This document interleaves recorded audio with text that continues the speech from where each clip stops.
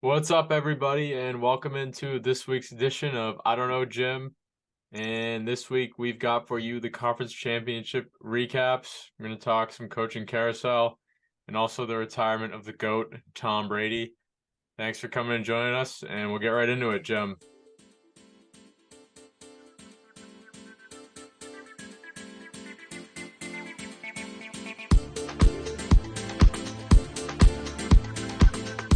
I really just want to talk about Tom Brady first. Usually we have our He's Jim draft and all that, but my Jim for this week is going to be Tom Brady.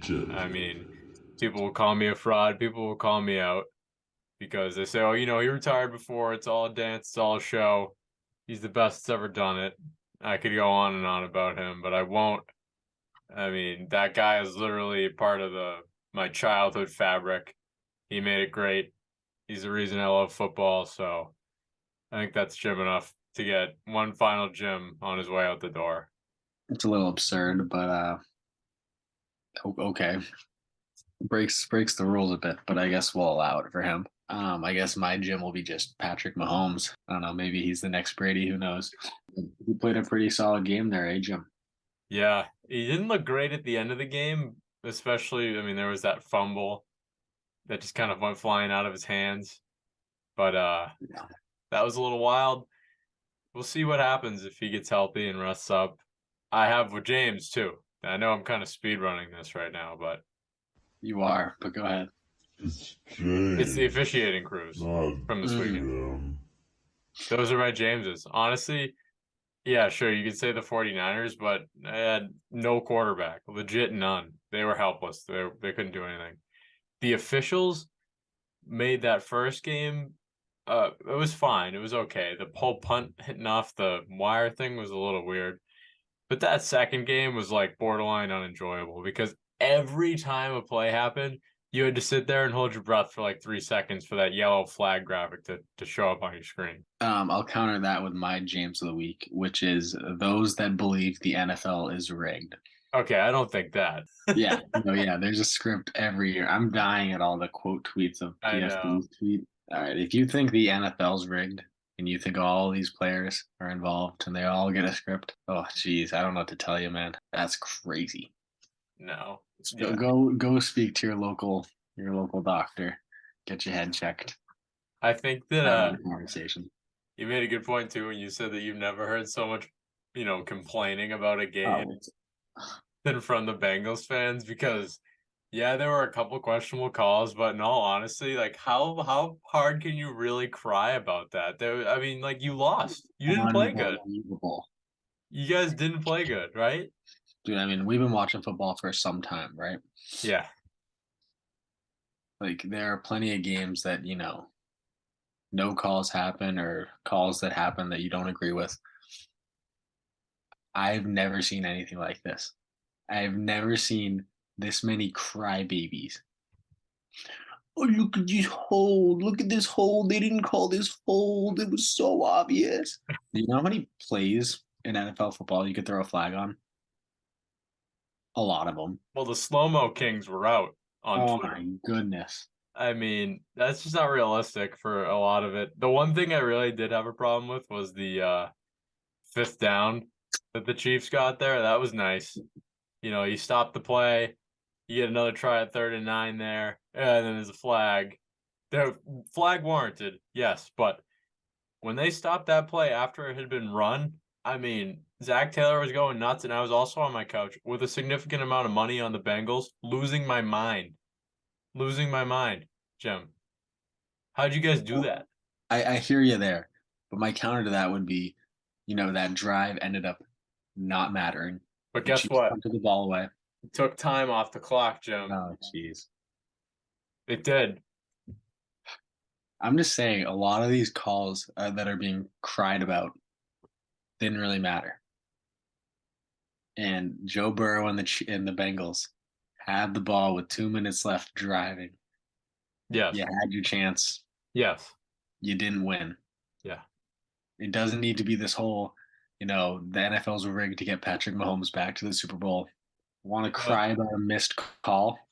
How about the block in the back? Oh, the block in the back. The block in the back on Mark Andrews. You want to talk about that, Cincinnati Bengals fans? Yeah, you're real quiet now, It huh? it you know it giveth and it taketh away. You deal with it. You get That's over it. football. It's officiating.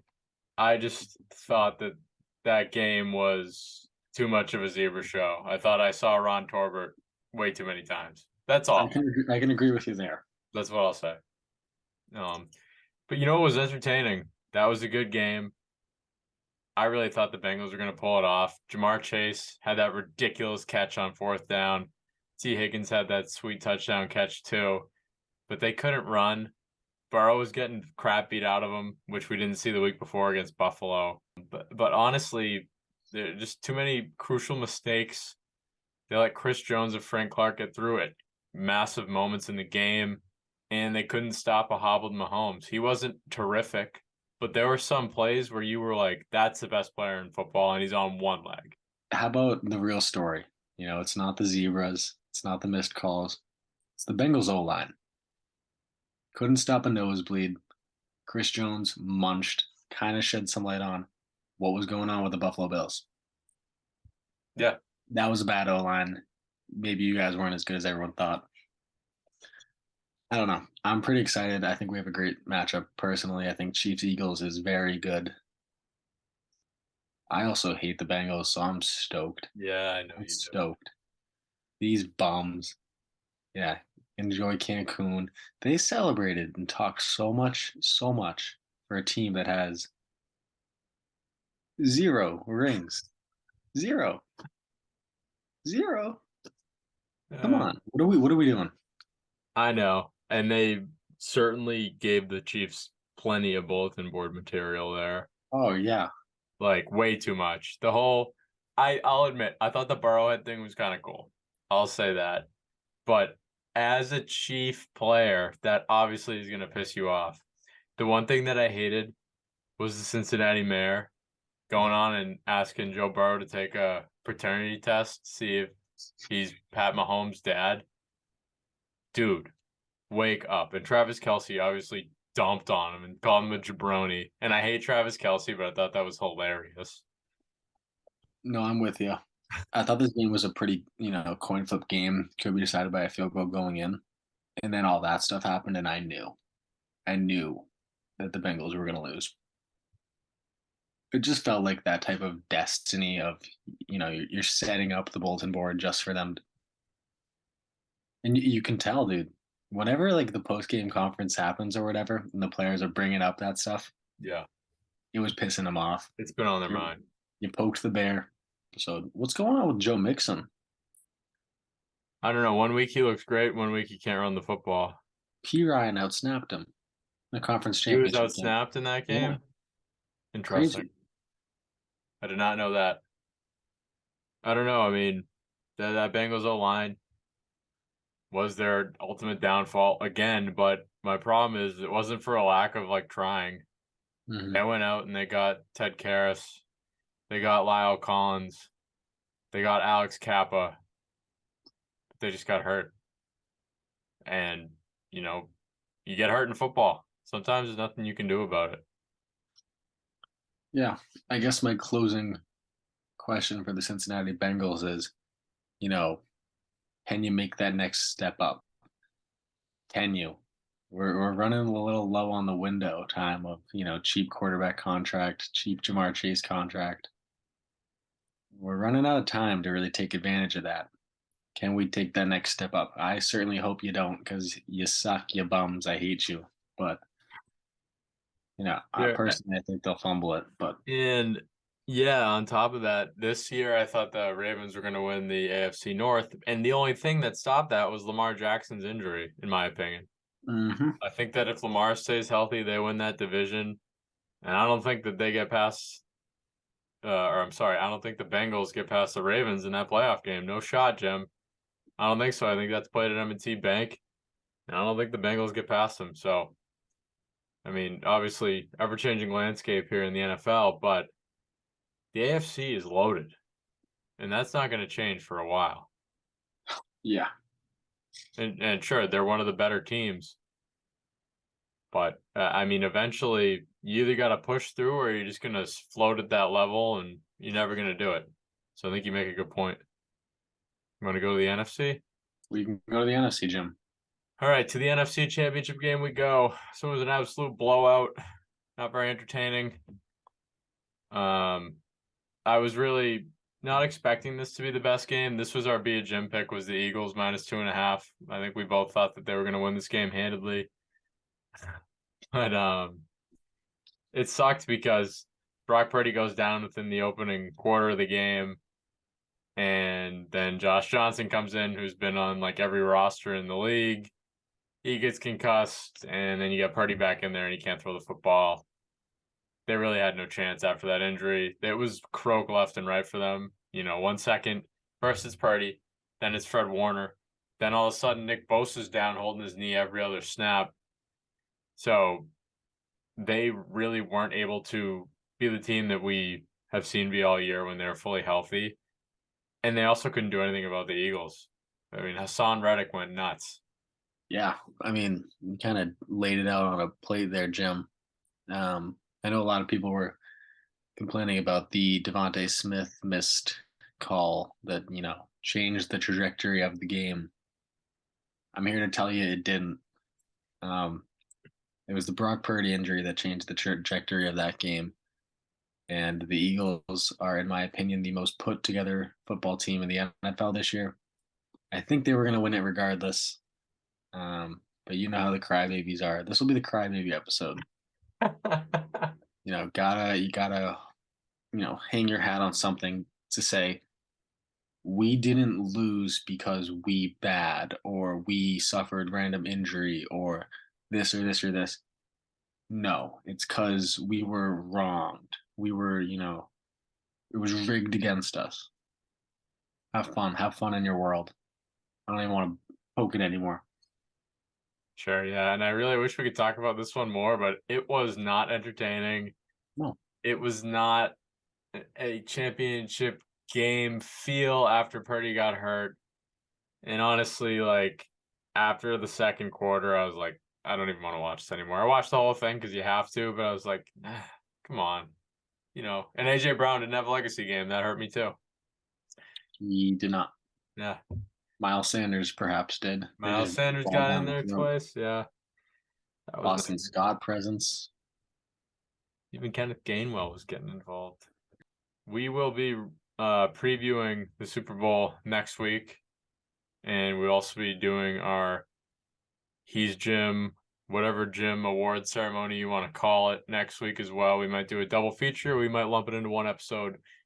But other than that, that's probably going to be it for our game recaps.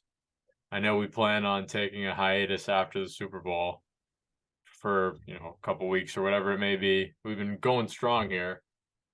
And right now we're just going to go coaching carousel. All the coaching hires, vacancies, and that throughout the league, Jim. And first one, talk about the first hiring, and that was Frank Reich to the Carolina Panthers. This one was interesting for a number of reasons, those of which I don't think I agree with. So I get the story here, I think, from owner David Tepper's side, where he wants a quarterback whisperer.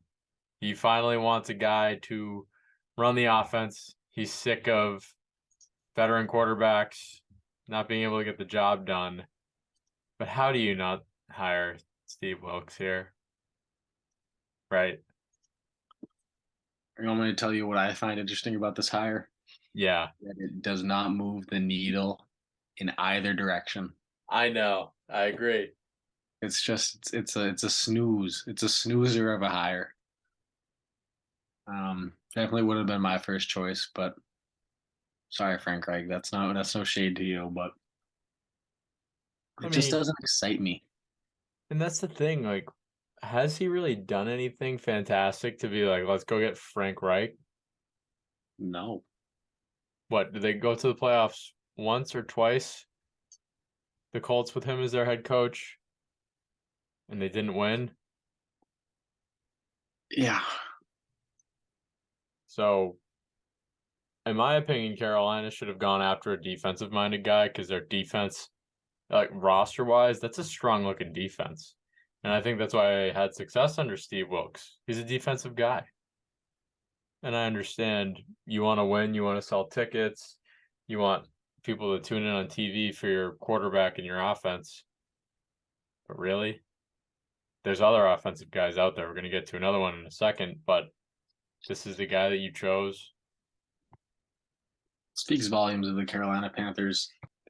There's nothing more to say there. It's such an average, middle of the road hire, dude.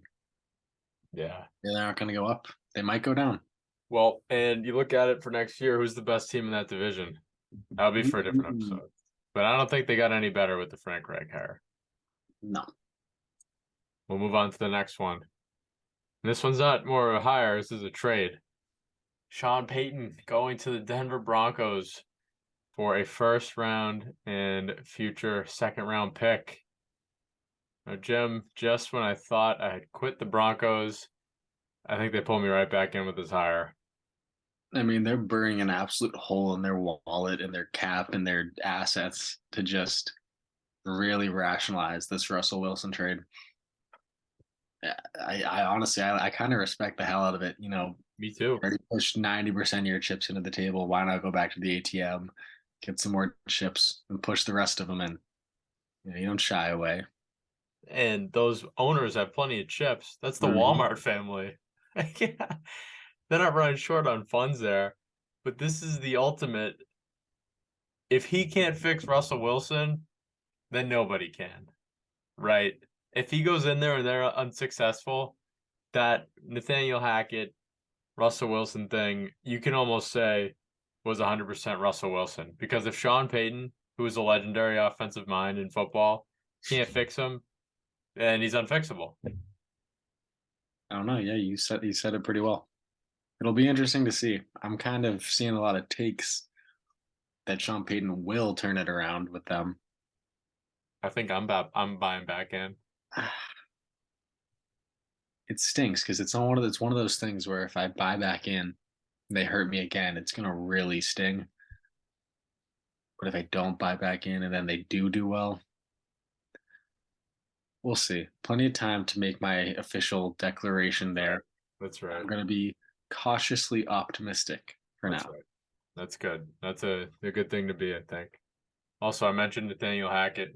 He just got hired to be the Jets OC. Thank you, Jets, for jetsing once again. I will never be disappointed by you guys. And I will likely be fading Breece Hall in all my fantasy drafts, even though I think he's a superb talent. Good call, Jim. Do you want to head on down to the Houston Texans now? Let's do it. Demeco Ryans. Home run hire, in my opinion. 100%. And I don't know how the Texans really pull it off. They're lucky he played for them. I think he tried to sue them at one point.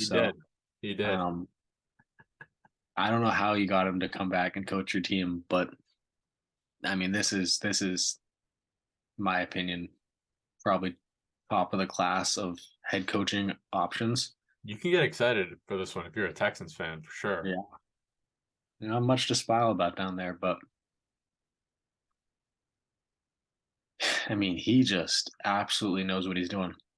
Yeah, I mean, he plays to the strengths of his guys. Mm-hmm. And sure, the Niners defense was loaded, bunch of talented guys, but you can't look at a defense that's number one scoring and number one yardage wise and go, it's only their players. Obviously, he had a huge hand in that. Team captain Fred Warner got emotional talking about how it was his last game playing for Demeco Ryans. So obviously, this guy's got a connection with his players that you can't make up. Not a lot of guys have that. And I think that for Houston, this is perfect. If you're going to have a team that's got a ton of draft picks, you've probably got a ton of capital as far as cap capital. That's why I stumbled there. You're going to be in a position that they're probably going to end up taking a quarterback pretty early in the draft here. He's going to need some years to develop. But what are you going to do in the meantime? You're going to build a strong defense. And that's what you need for a young offense. You need a foundation that is built on the defense so you can run the ball, play pretty conservative, and you can lean on that defense to win you some games. I think this is perfect. I honestly think that he could have them competing within the next 2 to 3 years, depending on who they take and who calls the plays on offense. But I do love the hire. I'm with you. You want to talk vacancies now? Yeah. What do we have left? Yeah, so we got your team, Bird Gang, the Cardinals. Oh, Right? You want some of the notable interviewees they've had in so far? yeah. Feed me them. So they've had Bengals DC Lou Anarumo. They've had Brian Flores, Vance Joseph. Oh, Yep. Mike Kafka is scheduled to be coming up here, who's the OC of the Giants. Brian no Callahan. Pat Sheehan. Huh? No Pat Sheehan. Yeah. That one's coming apparently. Aaron Glenn, Lions DC. And Broncos DC, Pajero Evero. Sorry, I probably just butchered that. Interesting names there. I know. I think it's funny that a lot of these guys are on the defensive side of the ball after they just whiff so heavily with Cliff Kingsbury, who's booling in Thailand, or wherever he is. Yeah. I don't know. Off the top of my head, there, I don't really hate a Brian Flores hire. I thought Flores got the real raw end of that deal in Miami. Absolutely. He's a That good was coach. crazy to me. He's a good coach, but my thinking there too is if Bidwell hires him, he's going to be on the commissioner's, shit list because of the lawsuit that's pending and all that. As unfortunate as it all is, he deserves to have a chance to be a head coach and all that. But who knows if someone will give it to him. Also, call me an HBO guy, an HBO loser. But I like Aaron Glenn. Yeah, I know you do. Of course you do. He spoke to me through the screen, man. They usually do. You want to get any other vacancies? Yeah, the Colts, the former home of Frank Reich. Now, of course, they should. They should hire. Who's that? Matt Rule. Okay, all right. Of course, we've got Jim Irsay, who is in love with Jeff Saturday and has been interviewing him repeatedly here. Apparently, Jeff Saturday's gone through 2 rounds of interviews after being 1-7 with the team, and he's still in the mix, which is absurd. But they've also interviewed Eric Bieniemy, Rich Bisaccia. They're going to interview again Brian Callahan, Gio Evero, Aaron Glenn. Mike Kafka was interviewed. There's a whole laundry list of guys here. But honestly, don't you just feel like he's going to stick with Jeff Saturday because that's his boy? Like, I feel like yes. I feel like under any circumstance where you have an owner that actually cares about the team and doesn't just, run wild with it, he's going to sit there and go, look, we've got the number 4 pick. I think it's the number 4 pick. We're going to get a quarterback. I want a head coach who knows what he's doing on offense, who knows how to put a system around a young quarterback. How do you not sit there and hire Eric Bieniemy or Brian Callahan or one of these offensive guys to get a Will Levis, Bryce Young, CJ Stroud, whoever it might be, off the ground immediately?